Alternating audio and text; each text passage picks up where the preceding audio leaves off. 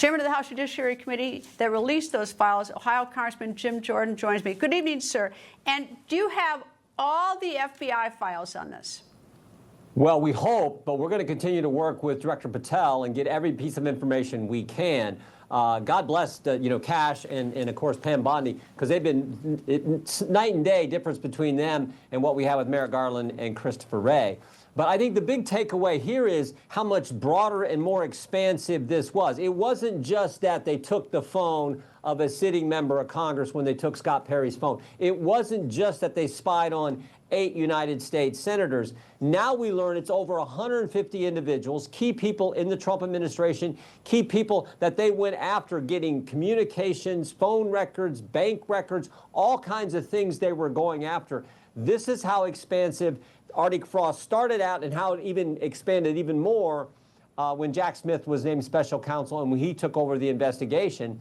And finally, I would say this, Greta, this is why we want to talk to Jack Smith, why we've asked him to come in for a deposition as soon as possible. We got to ask him questions because we've already deposed 2 of his deputies, and they took the 5th 71 and 73 times. Mr. Bratt and Mr. Wyndham exercised their 5th Amendment liberties, wouldn't answer questions like, was this all political? Were you going after this to undermine and hurt President Trump in a political way? How about any other people you surveilled or spied on that, in addition to the 8 United States senators? Both of those questions they wouldn't answer.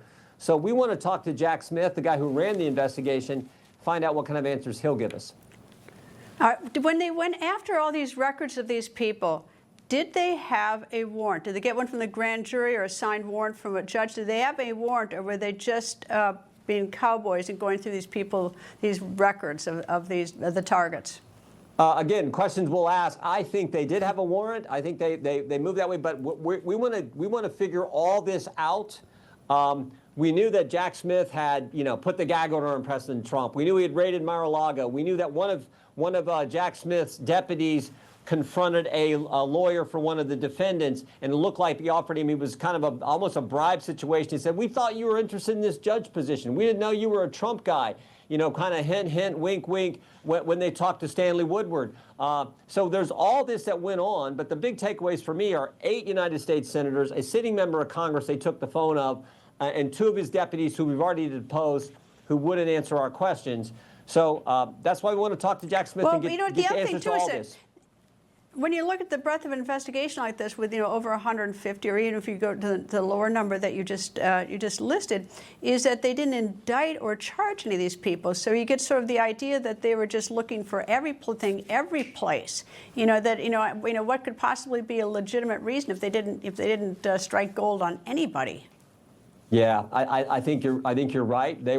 I think this was political. I think this was the left saying, we're going to go after these people. We're going to use this whole alternate elector reason as the basis for why we're doing this investigation. We saw the one email it looked like between an agent and a source, talking about former Chief of Staff Mark Meadows was involved in some kind of treasonous activity, which was just ridiculous. So this was the mindset. I think it also gets to that. Who are these folks in the FBI who are putting these emails together saying that there's reason to believe that the Chief of Staff to the President of the United States was engaged in treasonous behavior? That's just ridiculous. But that's what the email said, and it makes no sense. Yeah. I hate that when they use reason to believe. Okay, the documents that you relieve have a lot of black spots on them, a lot of redactions. Is that something you did or the FBI did? And the reason it matters is because you really can't read those documents unless, for full transparency, why is everything being kept a secret, basically? There's no, if we want to uncover what happened, to give it, to find out if anything dirty was done, we really need to be able to read everything, and nobody should be running for cover with doing redactions. We didn't put the redactions on. That's how they came from the Justice Department. You're right. We need to be able to read it all in full context. But I would go a step further and say the names under there, I actually want to ask them questions. I want to find out, like, who is this source giving this? Look, to me, when I read it, it looks like under the redaction it'd be the source and then the agent who's getting the information. I want to know who that source is. I want to know who that agent is saying these ridiculous things that get put in an email and sent to someone else as part of this investigation. So I think it's even more than that, not just what those names are. I want to talk to those people. I want to ask them questions. So that's where I think we try to go next. Well, that's the starter. The starter is to find out who they are. Were the redactions done during the Trump administration or during the Biden administration or the Trump administration? And who is it? Someone up in some room with a big black marker someplace? I mean, who's doing these things? Well, I think that's standard practice at the Justice Department, at the FBI. Which is not good. That is not good. And I don't know which one. I don't know which FBI did it. My gut tells me it was probably that's how the documents were in the Ray FBI that Director Patel has gotten his hands on now and giving to us. But I don't know that, but that'd be my guess.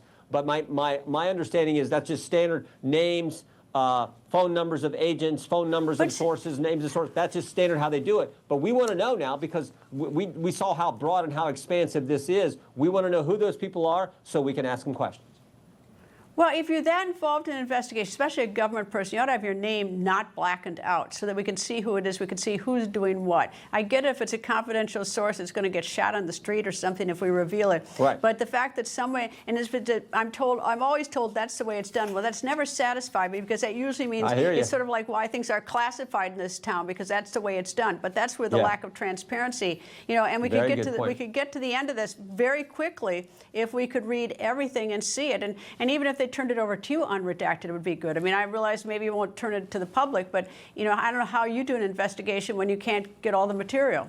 Well, we're working on finding out what the name is underneath those black lines. We want to know who the name is, or what the name is. We want to know who that individual is. So again, we can ask them questions like where did I think particularly the email I keep citing. I want to know who that source is because I think it's the source that they were using. Who was the person alleging that the former chief of staff was engaged? That's just the most ridiculous thing I've ever heard. Well, you know what, though? But it's a little bit like when they were using that guy Steele as a source. They kept using it, wouldn't tell. But if anyone had investigated Steele, you wouldn't have used him as a source. Yep. But if you just say the person's a source and black it out, there's no way to challenge whether it's someone who has good information or it's someone who's got an axe to grind or whatever. Great that's point. where I go back.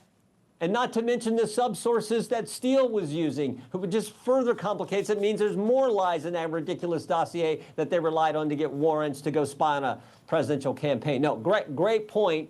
And it's, again, this all now has all getting exposed. It goes clear back to 2016 when they spied on. That's when it all started, and we're starting to unravel it all and the reason we want to unravel it all and hold people accountable is so that it doesn't happen again. Well, if I were a government employee or anybody and I found out that they were doing that to me without a warrant from a judge or from a grand jury, I would sue for my constitutional rights being violated. Because I tell you one thing, first of all, you get a big chunk of change out of the government. Secondly, you get a lot of discovery, you get a lot of information, and we'd find out what the government is doing and not doing. Chairman Jim Jordan, thank you, sir. You bet, Greta. Thank you. People think news just happens. It doesn't. It happens because there's someone there to capture the moment, to explain it and share it. That's my job. I go where news breaks and give you the facts. Join me for The Record on Newsmax.